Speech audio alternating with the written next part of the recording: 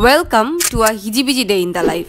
হিজিবিজি বললাম কারণ সেদিন সারাদিন আমি নানান কিসিমের কাজ করছি। ফর ইনস্টেন্স, ঘুম থেকে উঠেই রেডি হয়ে আমি চলে গেছিলাম বাহিরে একটা কাজ করতে। কাজ সেরে আমি হাটে একটা ঢু মেরে বাসায় ফিরে দেখি আম্মু 20 কেজি আম নিয়ে আসছে আচার করার জন্য। আম্মুর সাথে কিছুক্ষণ আম কাটার পরে আমি দুপুরের খাবার রান্না করি।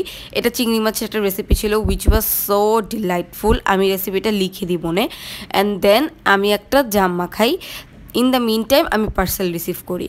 সন্ধ্যার দিকে আমি পাস্তা অ্যান্ড পিঠা বানাই, আর আচারের প্রিপারেশন তো চলতেছিলই। রাত্রেবেলা খুবই সারপ্রাইজিংলি আমার বড় ফুপু, বড় আপু ওনারা আসেন।